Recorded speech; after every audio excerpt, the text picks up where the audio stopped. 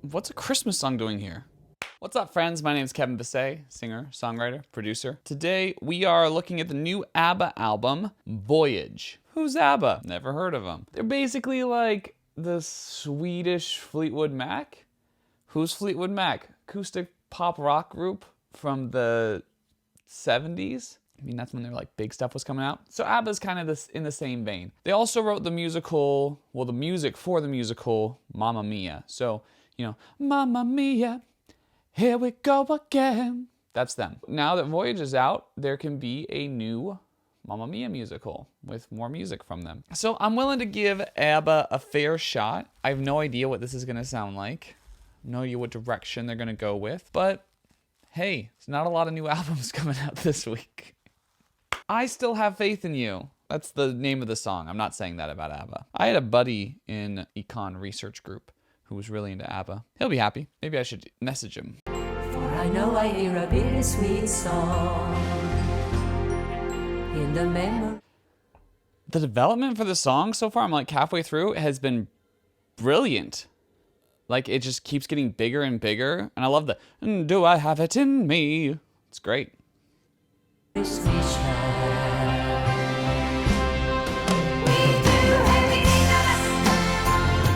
Okay. Yeah, unexpectedly, I actually really like that song. Yeah, the development was great. It had these really cool, like, oh, we still love each other. The Swedish accent was kind of strong. I'm more used to it because I've watched PewDiePie when he jokingly does a really intense Swedish accent. I'm not, like, against it, but it is kind of strong. It's stronger than it was with their earlier stuff, I would say. But yeah, still great songwriting, still really interesting stuff. I'm interested to figure out who the producer is. I looked a little bit online, but I couldn't find it. I would have liked the first song to be a bit more up-tempo. I'm gonna say that every time someone's first song is not up-tempo, that the first song should have been more up-tempo. That's just how I feel. It's like, it's in my soul.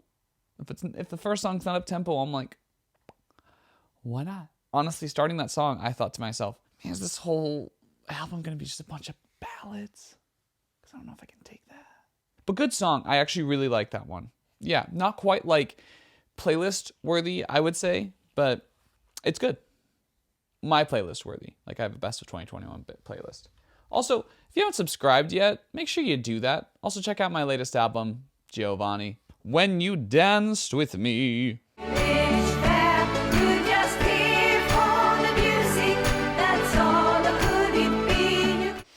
Such a jam. This is such a jam. It's like a folksy, fun little, almost like Celtic jam. The song was fun. I liked that song. It's so catchy, and it has this really cool, like, fun vibe. Feels kind of folksy. Yeah, and I like the production, too. It kind of had a more modern pop production, or like 80s pop production, behind this more folksy melody, which was interesting. I would have had that as the first track, personally. Little Things. As a brand new day is dawning, it's a lovely Christmas What's a Christmas song doing here? morning, and why don't we stay in bed? Imagine, if you will, with me for a moment, a group that's a pretty massively well-known group, and they come back and they put out an album, and the third song on that album, or otherwise like on the A side of the album, is a Christmas song. What the dump? So strange. It was so strange. I don't know what that was doing there. Like, it was a good Christmas song. It was catchy. It was fun. I didn't love it, but what's it doing on their reunion album? They just decided to put a Christmas song on there? Really? It just doesn't make any sense to me. It's such a strange pick. Like, release it as a separate thing. Don't put a Christmas song on your, like, big reunion album. Right? Am I crazy? Is this like a hot take? Don't shut me down. I'm not gonna lie, at the beginning of that song, I was thinking, another effing ballad. Like, I can't do these anymore. But then it picked up, and it's cool.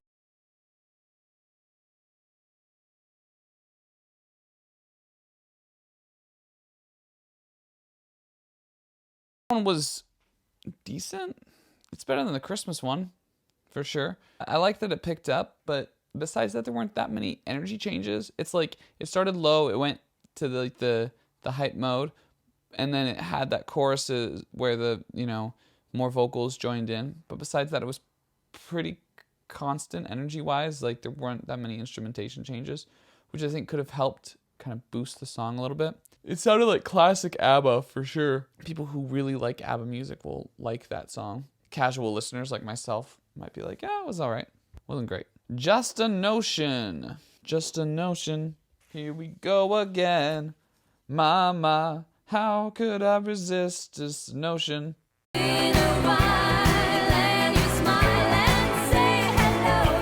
I really like the piano groove. I don't love the chorus. It's just not my thing. It just is, it's kind of weird to me. It's just not as interesting. But I really like the verses. I think it's the best vocals she's had on this whole album. Kind of mixed on it. And we'll be dancing through the night. Whoa. Just a Notion. Yeah, just didn't like the chorus at all. But I really liked the beat. Their choruses are kind of predictable, and they'll just add a few vocals. Like that's how they increase energy. Is either on a chorus or a bridge or whatever. They'll just add more vocals to it. Like once you get the pattern, it's not super interesting. Yeah, I don't want to say it was good because it's hard because I liked the verses. I liked the solo vocals during the verses. I thought there were good things going on in that song. It's just that overall it just wasn't for me. Again, some ABBA fans are going to freaking love that. Vocal performance-wise, it was probably the best on the record. I Can Be That Woman is next up. She jumps down and her tail is swishing. The storytelling on this song is really good. It's painting a really great picture. Like a feather right up. So the storytelling was really great and visual. I'm not into songs about dogs. When a dog is mentioned in a song in general, I just tune out. I'm just not into it. It's not my thing. If I know a song's about a dog, it decreases its worth to me. And if it heavily features a dog, I'm just like, what's going on here? I mean, this song isn't about the dog, but it heavily features the dog. It's kind of like a knockoff for me. Also the melodies, but they're not great. I wouldn't say that's a super memorable song, especially the verses. The chorus had an alright melody, and I actually liked the lyrical message in the chorus too. I feel like with a title like that, you can go a lot of really cool directions, and I don't know that they went necessarily the coolest direction, but hey, there were good things about that song for sure. The storytelling was really good, and the production wasn't terrible. And I liked the call and response vocals during the choruses. Keep an Eye on Dan. Keep an eye on Dan. Promise me you can. He gets out of hand if you let. The melody's really good on this one. The synth's a little weird, but it works. I just don't feel like I can relate to this. I really like the chorus melody though. It's cool. It's just I don't know what she's talking about exactly. Maybe divorce? It's hard to say. They do get him, so keep an eye on Dan. Let me see if I get this right. Divorced parents, she's leaving their son with him, and it's freaking her out. Is that right? Yeah, I personally don't relate to that because I'm not a divorced parent. It's a very specific emotion. The melodies, though, were catchy. Da, da, da, da, da. And I like the background vocals of him saying yeah, I'm going to keep an eye on Dan. I'll keep him safe. Don't worry about it. It's just hard to relate, personally. But besides that, it's good. It's a good song. It's a very niche song. It's a very specific circumstance. And I'm sure divorced parents can relate. Okay, that synth was weird though. I didn't love this synth. That's the one choice I would have changed. It was just kind of it was a weird choice for that song, I feel. Wow, wow, wow, wow. It just had a very wow sound to it. Old people and their old synths. Okay, next song. Bumblebee.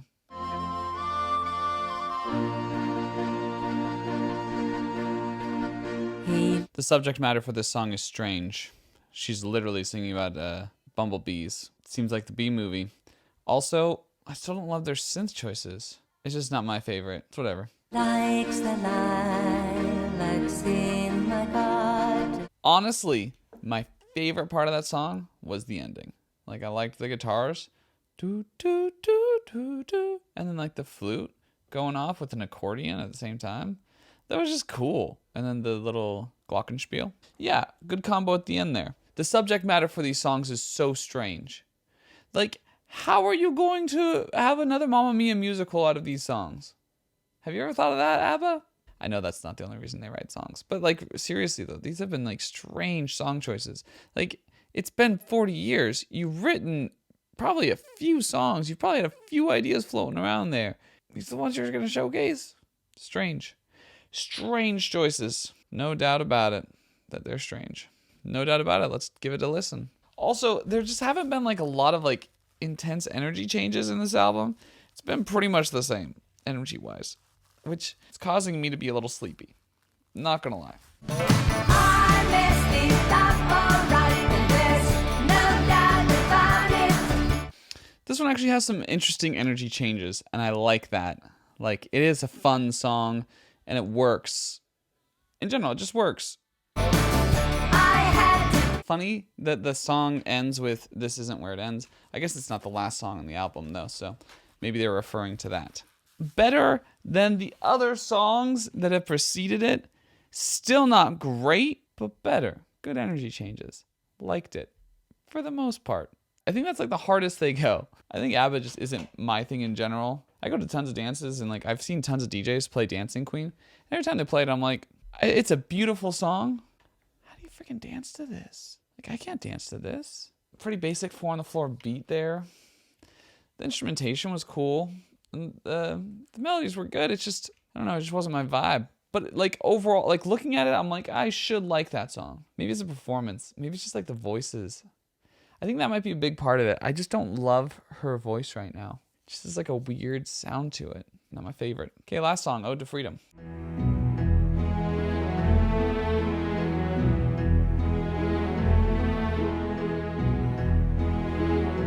I always find it weird when there's songs about writing songs. Because that song was basically like, hey, it's called Ode to Freedom, but really it's like about writing an ode to freedom and how it's just difficult because people are like, well, that's not really free enough or whatever. The production was cool, though. I liked like the string arrangement. Again, wasn't super exciting, but hey, it's all right to finish on a song that's not as exciting, I guess. The one song about a song that I do like is Tribute by Tenacious D. Overall thoughts on the album, I just don't feel like it was very exciting. I feel like her voice hasn't aged in a way that makes it like as entertaining. I kind of want to see what she used to sound like real quick. Yeah, I think that's it. I think it's her voice. I pinned down my opinion. Pinned it down. So good.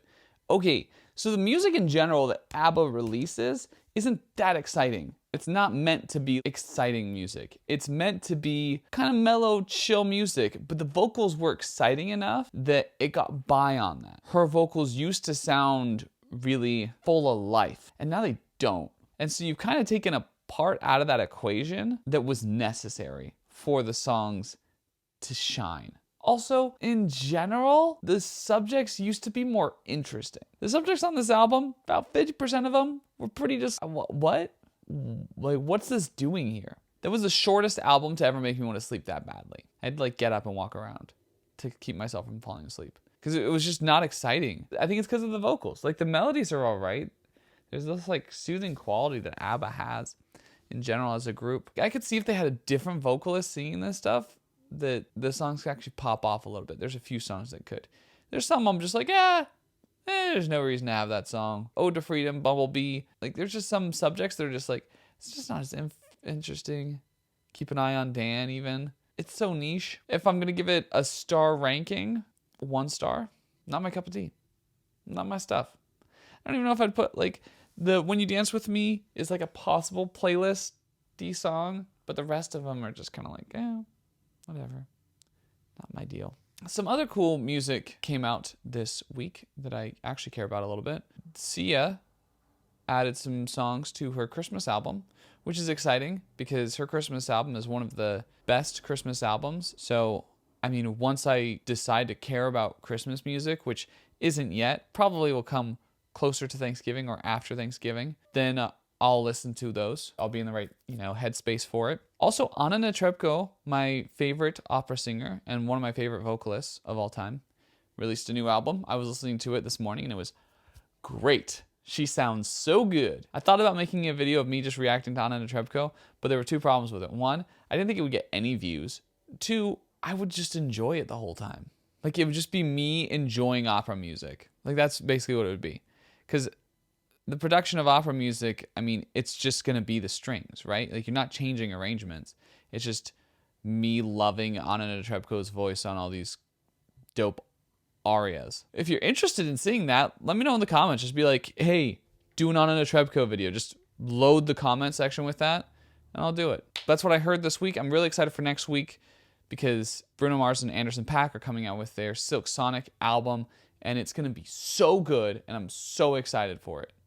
The song they released, Smoking Out the Window, another just banger. It's just going to be all bangers. Also, Taylor Swift's coming out with her new version of Red next week, which will be exciting. Hope you enjoyed this video. Make sure to like, comment, share, subscribe, and check out my latest album, Giovanni. It's not as boring as that. Catch you on the flip. It's all fun, so